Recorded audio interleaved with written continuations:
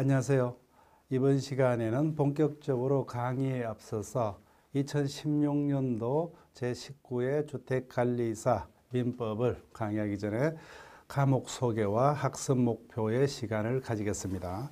자, 저는 오늘부터 여러분과 더불어 합격을 위해서 최선을 다해서 민법이란 과목을 가지고 여러분과 강의를 하고자 합니다. 자, 먼저 본격적으로 민법을 강의를 하기 전에 주택관리사 시험서 민법의 어떤 공부 방법론 이런 것들을 간단하게 설명을 드릴게요. 자, 일단 관리사 시험에서 민법은 일단은 민법 전범위가 민법은 총칙, 물권, 채권, 친족, 상속 이와 같이 5편으로 구성이 되었습니다. 자, 그 중에서 민법 우리 시험에서는 친족 상속법은 제한 나머지 채권법까지 시험범위입니다. 자, 그 중에서 총칙이 60%의 출제 비용을 가지고 물권, 채권이 각각 20%, 도합 40%의 비중으로 출제가 되고 있습니다. 그래서 총칙에서 24문항, 물권, 채권에서 각각 8문항씩 총 16문항이 출제가 되고 있습니다. 그래서 그 자체만으로 엄청나게 범위가 많기 때문에 상당히 공부하기가 힘듭니다. 자, 다만 민법이란 과목은 법이라는 과목 특성상 아무리 어렵게 출제가 되더라도 그 법조문의 어떤 범위를 벗어날 수 없기 때문에 일단 우리가 공부하기는 힘들지만 최선을 다해서 우리가 열심히 준비를 한다면은 1차 과목 회계 원리, 시설 개론 중 민법이 가장 그래도 내가 안정적으로 점수를 받을 수 있는 과목이 될 겁니다. 변동성이 그만큼 적습니다. 법이라는 과목 특성상. 근데 두 과목은 좀 변동성이 있을 수 있어요. 그래서 과목마다 특성이 있는데. 자, 그중에서 민법 일단 공부하기는 어떤 초심자들이 우리가 어떤 일상적인 용어하고 다르기 때문에 민법을 처음에 접근하기는 그렇게 쉽지 않습니다. 다만 시험에 근접해서는 민법이라는 과목은 여러분들이 처음에 얻어있던 안정적인 점수가 뜰 겁니다. 자, 일단은 이와 같은 민법 과목을 제가 여러분과 최선을 다해서 강의를 하면서 목표 점수를 어디에 두느냐. 일단 제 강의를 듣는 분은 70점대를 목표로 합니다. 자, 누구나 70점대는 충분히 확보할 수 있도록 최선을 다해서 강의를 하고자 합니다. 자, 근데 2015년도에는 최근래 시험 중 민법 과목이 가장 무난하게 출제가 돼서 대부분의 분들이 80점 이상의 어떤 점수를 합격생들이 받았습니다.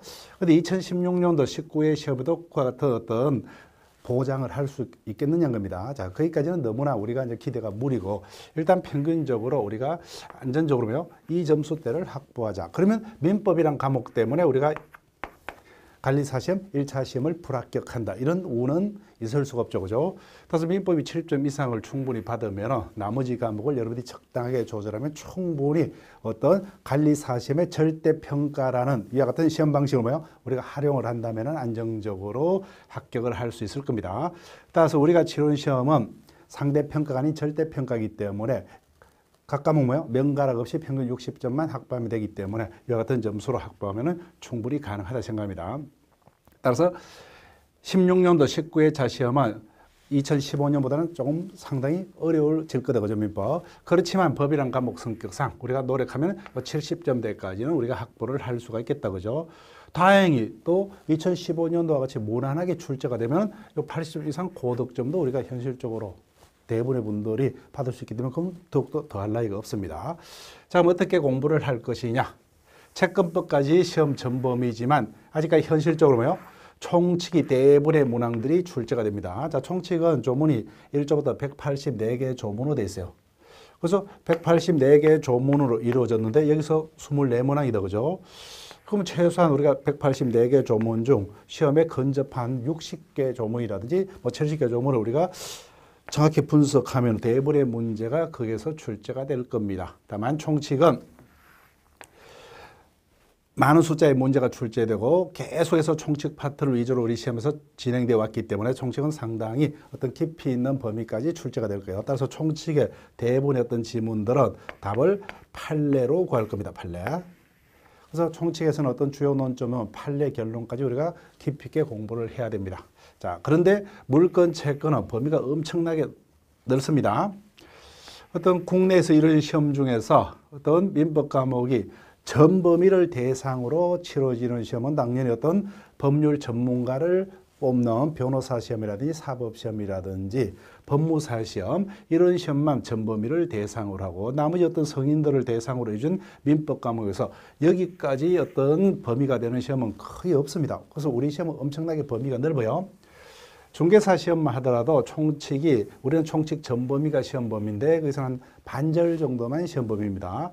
물권법은 우리하고 시험 범위가 겹치지만 비슷하지만 채권은 우리보다 3분의 1도 안 돼요. 우리는 채권 총론, 강론이 거의 대부분이 시험 범위인데 채권 총론 전부, 강론의 대부.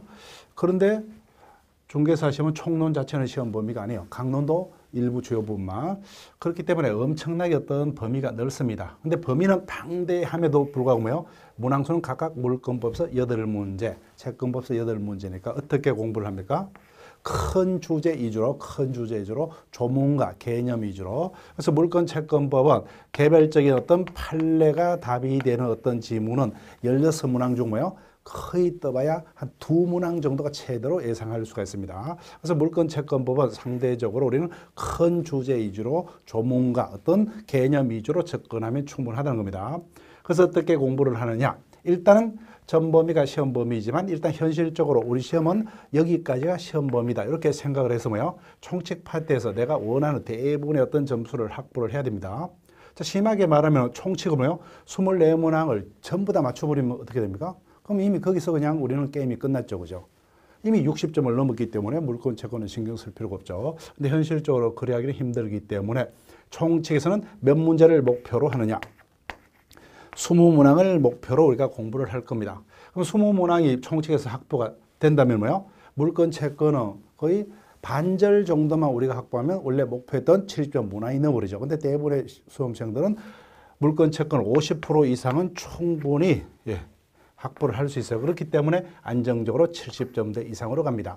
다만 이와 같은 민법에서 제가 제시했던 이와 같은 목표치는 어떤 대부분의 수험생들이 제 강의를 충실히 따라온다는 전제입니다. 그래서 1년 동안 강의가 어떻게 이루어집니까? 오늘부터 시작해서 기본 강의와 그다음에 심화 강의, 그죠? 그다음에 문제풀이, 특강, 모의고사 등을 거쳐서 할 겁니다. 그래서 일단은 법이라는 과목 특성상 한꺼번에 한 번만에 이와 같은 수준으로 절대 올라갈 수가 없습니다. 자, 여러분들이 기본 강의를 들을 때는 전혀 우리가 이와 같은 법을 접해 본 적이 없다면 거의 이해가 안 될 거예요. 그래서 제 강의를 들을 때 최소한 한 번 들었을 때 한 30%에서 50% 사이만 이해를 하자.